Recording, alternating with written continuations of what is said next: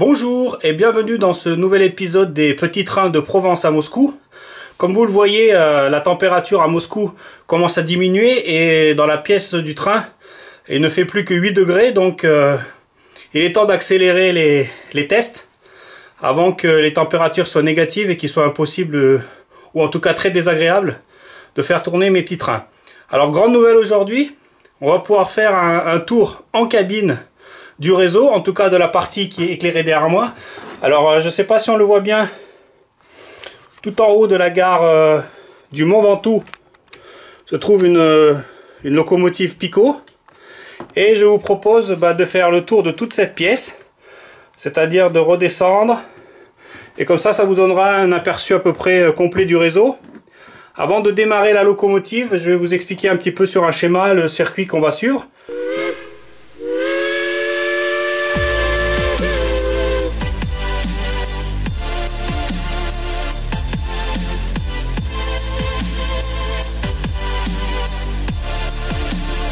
Le schéma de principe des petits trains de Provence à Moscou, sachant que la locomotive va partir de la gare du Mont Ventoux, nous allons explorer la ligne ou les lignes qui sont en continu. Toutes les lignes qui sont en pointillé sont en fait dans les gares cachées, donc à ce stade-là du développement du réseau, je ne les ai pas encore testées. Donc on va partir du Mont Ventoux, on va redescendre par le petit village d'Aiguille, et grâce à la gare de Marseille, on va pouvoir continuer vers la gare de Aubagne, faire le tour des Calanques, la ligne violette, prendre la boucle de retournement et remonter sur Aubagne-Marseille, de façon à aller explorer la gare d'Aix-en-Provence. Il y a une boucle de retournement qui va nous ramener vers Marseille, et ensuite de là, toujours avec une boucle de retournement, on va pouvoir remonter sur le Mont Ventoux. Donc sans s'arrêter, le réseau est construit autour d'un certain nombre de boucles de retournement. Alors éventuellement au Mont Ventoux, on peut encore aller faire une boucle de retournement de façon à de nouveau repartir. Mais vous allez voir déjà que ça prend quelques minutes d'explorer les 3 branches, 4 si on compte la ligne verte des Calanques, avec tout un tas de connexions dans les gares cachées qui permettent à la fois de stocker les trains et de retourner les trains éventuellement.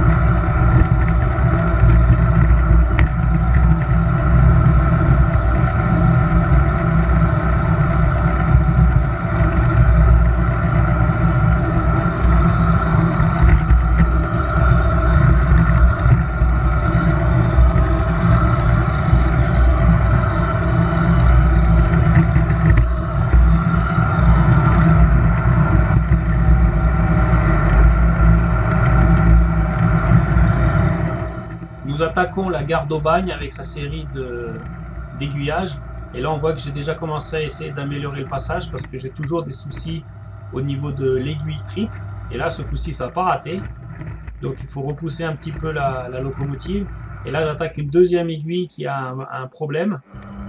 Donc là c'est une zone qu'il va falloir que je teste un peu plus. On aperçoit les gares cachées qui sont sur la droite de l'écran. Et maintenant on reprend la descente vers la gare de Cassis.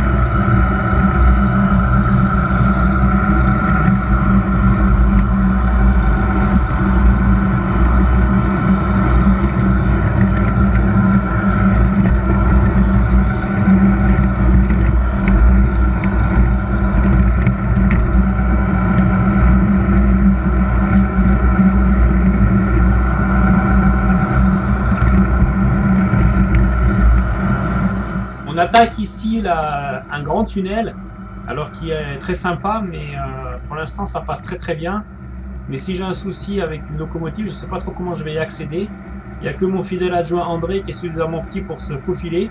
Mais je pense qu'il va falloir que je change le design, parce que sinon dans cette partie-là, si une locomotive déraille, ou même s'il faut nettoyer un aiguillage ou un morceau de rail, impossible d'y accéder.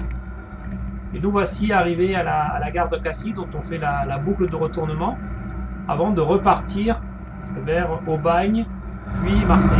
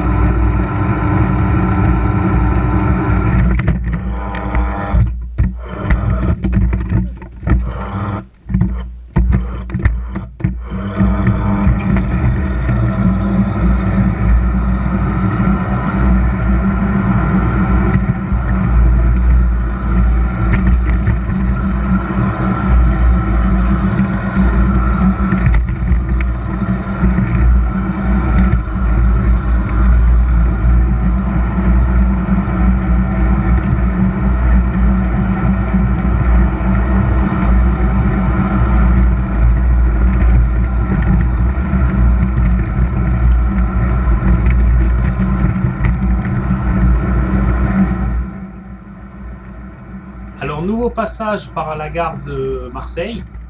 On voit ici qu'il y a une TJD qui permet soit de redescendre vers Cassis, soit de remonter vers Aix-en-Provence.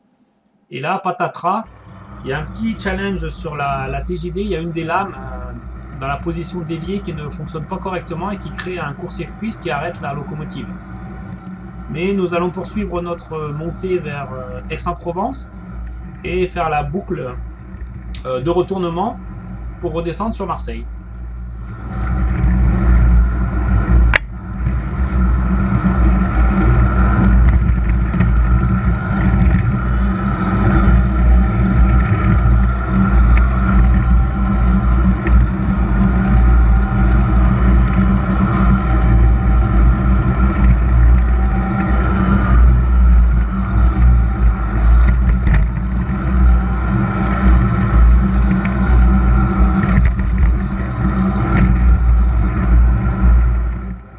Dernier passage par la gare de Marseille avant de reprendre la rampe qui va nous ramener vers Aiguille et le Mont Ventoux.